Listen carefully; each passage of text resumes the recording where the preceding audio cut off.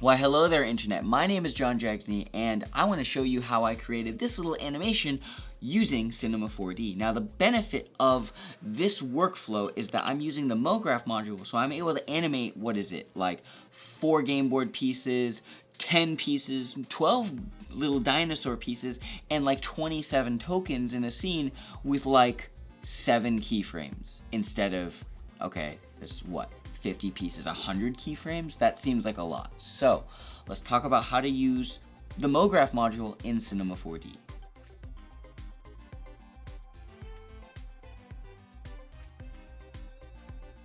Alright, we're in Cinema4D, we have the game board, the box, the pieces, the tokens, and what I want to do is I want to have everything sort of like float down from the sky and fall into place. The reason why we're doing this in Cinema4D over Unreal is because I found that with the MoGraph module, it allows us to manipulate and animate a lot of objects quickly without a ton of keyframes. So, obviously there's a lot of things here, let's start animating some stuff.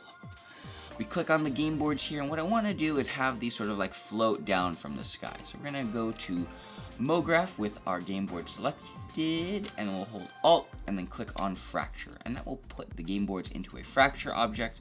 In the mode section, we'll set this to explode and connect.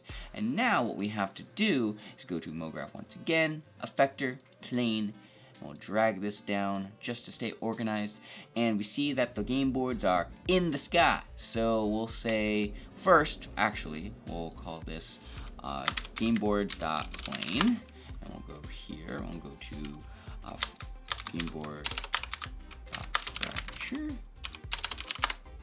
Okay. So after we named everything, we have the plane and it's moving everything up in Y, and that's kind of what we want. Let's make it a little bit smaller, so let's say 50 pixels, and then we'll go to rotation, and we'll just like set these to some fun random numbers.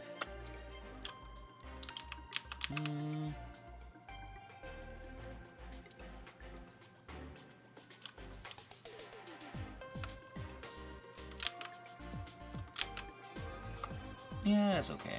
That works for me. And let's just make a camera really quick just so that this composition stays the same.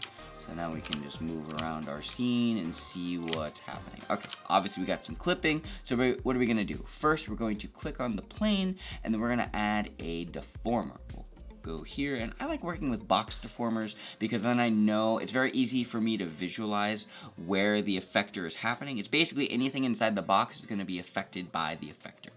So we'll do gameboards.boxField. I'll just drag this out just to, and then we will scale that up just a little bit. And then we're going to go to frame 0 and set a keyframe right there, and then move to like 24 frames, set another keyframe, go back to frame 1, and we'll just like move that up and down. We can see it's only affecting one of the objects right here. So let's just scale that up. There we go. Okay, and the reason why that was happening is just the fall off from the box field. So if we go in here, we can see it was only affecting certain sections. There's a very faint red line that's sort of like the offset, so to speak. So I just wanted to affect everything. And then we'll go back to our first keyframes, make that there. And then the second keyframe, we'll just drag this up. Super simple. Okay, so we got some mute. Maybe we'll drag that out to like 36 frames. What's that? 35, 36. Okay, so that's done. It's a little stiff right now, so what we're going to do is go back to our fracture, make sure we have the effectors selected, and then go to MoGraph and delay.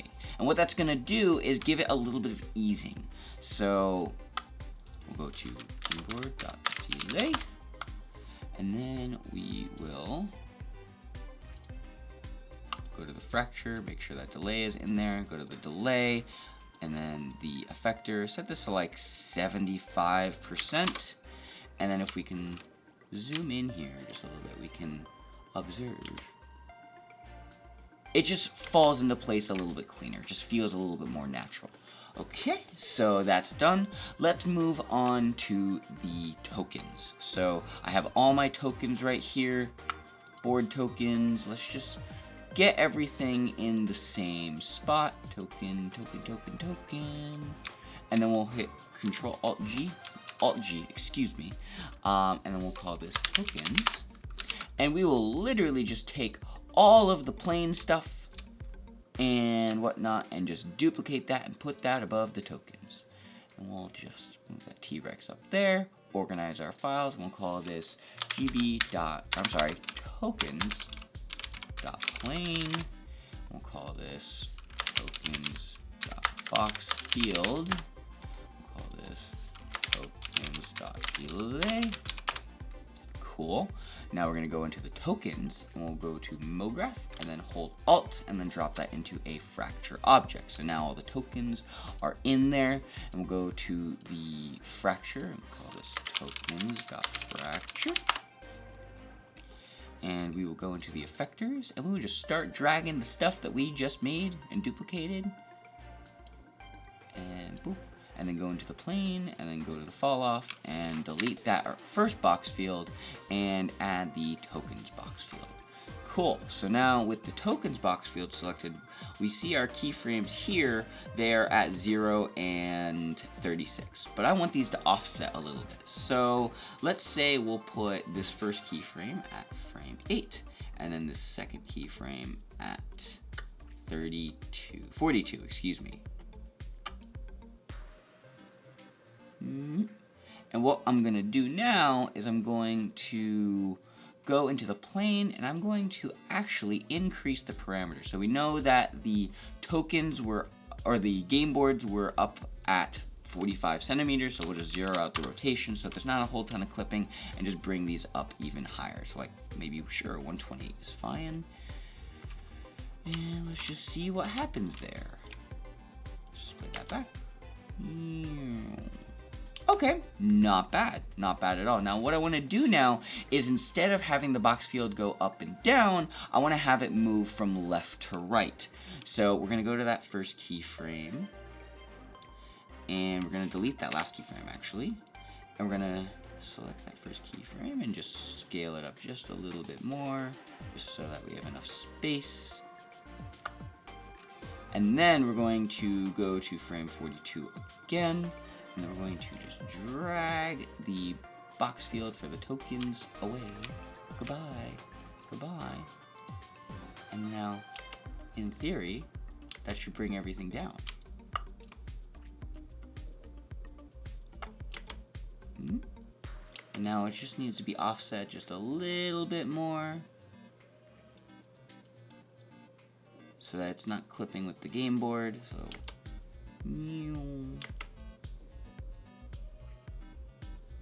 and if we go into the box field there, we can change the remapping of this. I like to set this to a curve instead, and I'm actually going to rescale this inverse, this sort of offset down, the red cube in there, and just see how that affects things.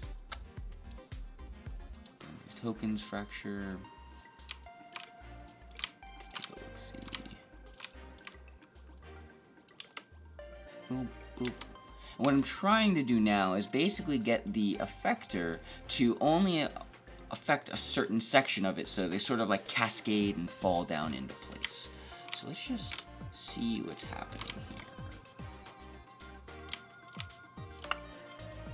Box field. What if we scale that down? Let's scale up the big square. Oh, excuse me, if I go into that fracture one more time. Explode segments, little tiny things that you just miss in 3D. So now, if you, aha, there we go, my friends.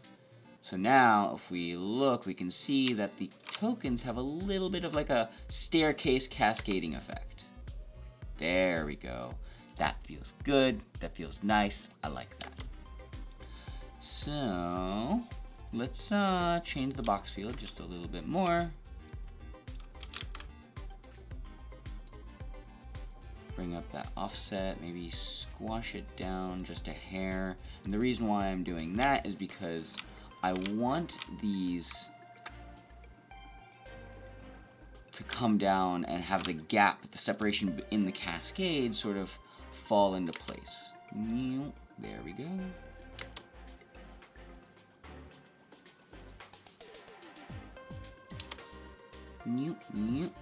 Cool.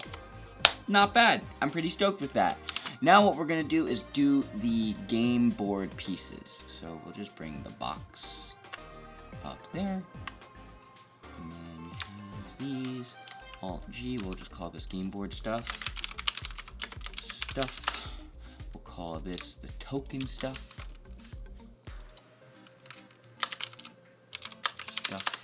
This is the plane, so that's just like the floor that I'm working with. And then we have the T-Rex and the box and the dinos. The box can actually live up there. Let's go into and just copy all of that. So if we select all of these effectors and we hold Control and then we drag upwards, it will make a duplicate of everything. We'll call this pieces.plane, down, enter, pieces dot, what is this, box field, and then we'll down arrow one more time, pieces dot delay. Cool. So now we'll go on to the dinos and then the T-Rex. Alt-G, and we'll call this pieces. We will drag that up, bring the box up. I just like staying organized. And then we will click on the pieces, fracture, MoGraph fracture, alt-click, and then now remember this time, explode segments. Now, we want to do the same thing with all that, so first rename pieces.fracture, and we'll explode segments. I'll go into there, effectors, and just drag all this stuff in. So plane, and then the delay, and then go into the plane, delete the tokens box field, and add that box field. We could probably use the same box field for this one, so let's just take a look at that really quick, and we're gonna drag these keyframes out to like 64 and 32, and we'll make this tinier so that the cascade is higher, and then the pieces are gonna start up way up high. Sure, that's fine. Let's just see how that looks. Let's just recompose. Don't move that thing.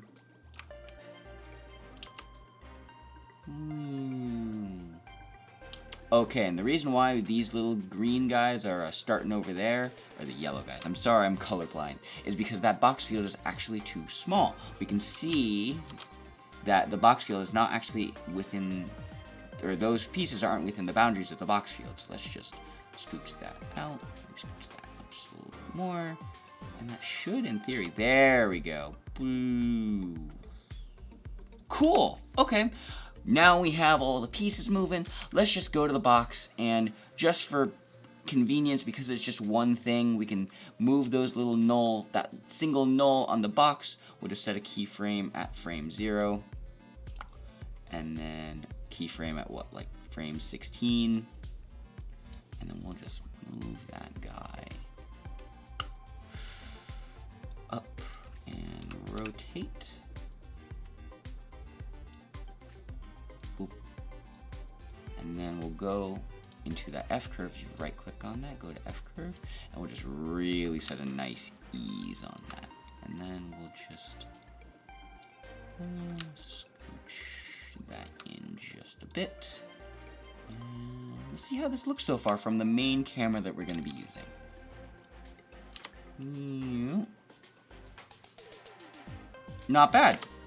I'm pretty happy with this. So now we have the structure here. Let's bring a little bit more life to this. I kind of want to have the pieces sort of like fly in from the sky. We don't even see them at all. So let's go back to the game board stuff, go to that plane, and we'll bring this to like up way high. So like what, 500, something like that. And then we'll go to the token stuff, that plane, and set that to like 2000. Just get that off the screen, and then the pieces are already like way up there. And let's just see what happens.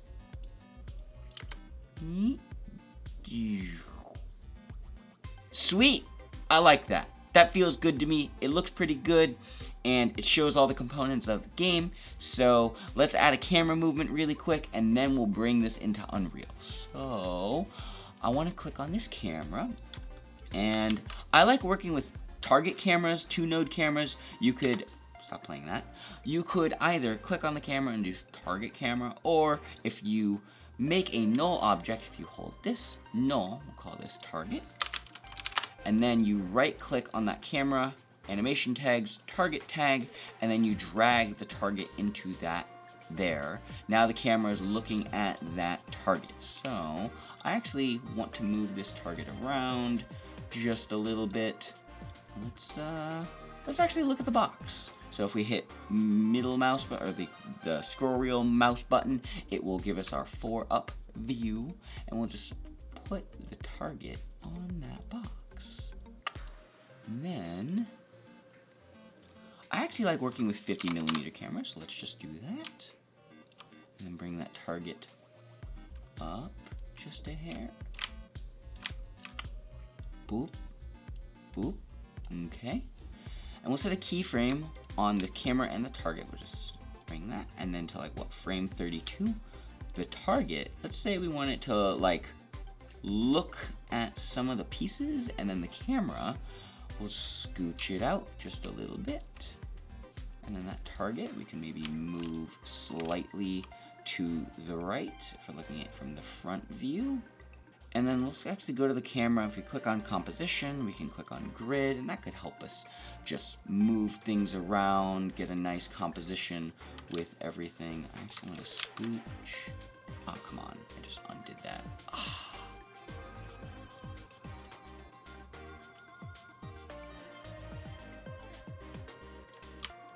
Scooch out.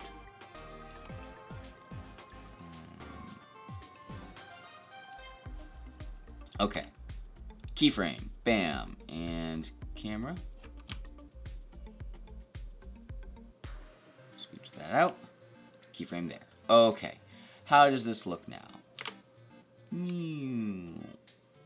Not bad. Let's tighten this up just a little bit more. Box comes down. It actually comes down a little fast. So let's go back into that F curve. Hit tab on the keyboard, and that'll bring us our dope sheet. And then we'll just scooch this to what? 30 frames? That could be nice. Let's see. Close that. Cool. All right. Now I want to add a little bit of camera shake to this, so we'll click on that camera, right click, animation tags, and vibrate. Now you could do a looping camera by taking a camera, duplicating it, and doing some morphing stuff, but just for convenience, let's just keep it simple. So we'll enable position rotation 1, 1, 1 across the board, 0.5, and then amplitude 1, 1, 1, and 0.5. Let's see how that feels.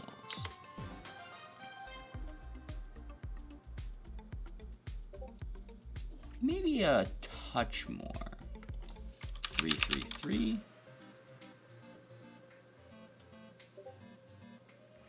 Okay, not bad. Now I want to go to that last camera, that camera, and I actually want to, I don't like the staticness of the camera so far. So I'm going to go to that last keyframe, just scooch it out just a hair, hold 2 on the keyboard and move your mouse left or right just a smidge, add a keyframe there, and then let's see.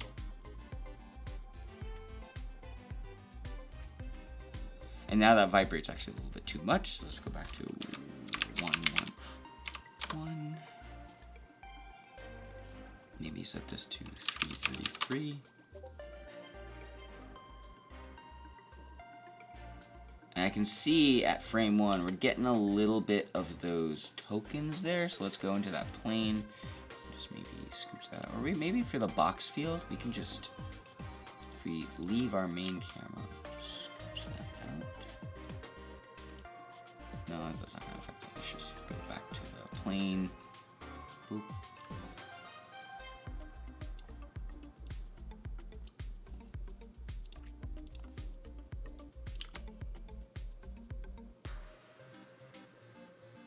Cool. That feels good. And how's that camera move look?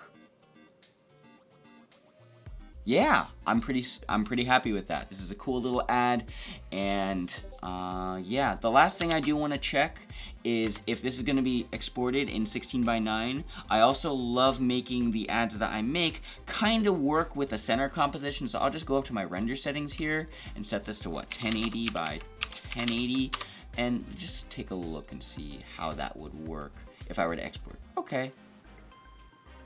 That also could be pretty cool for an Instagram ad. So I could export this as a separate project file and then do the 1080 thing, but I'm gonna keep this at 16:9 for now. I think that's good. That feels right. So now what we have to do is get this ready for Unreal.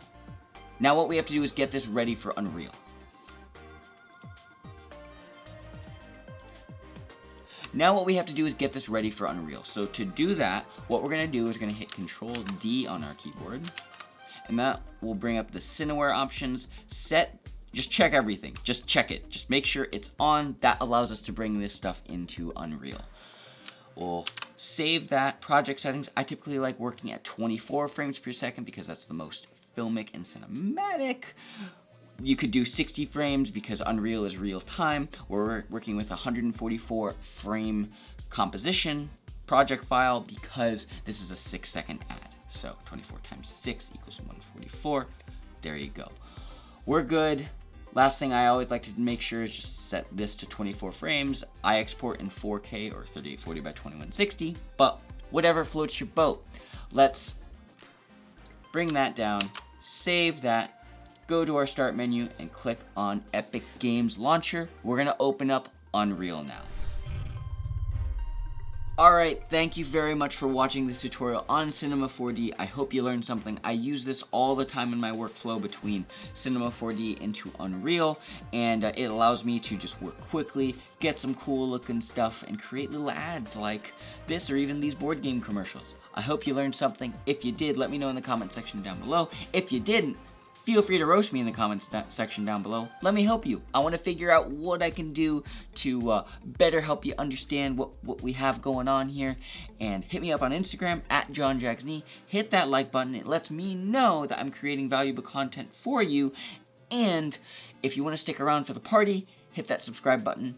I always welcome more people to join in for the fun of learning motion graphics. And I will leave you with this. Eat 1 gram of protein per pound of body weight. Goodbye, my friends. Bye. Put the place up. Put my face up.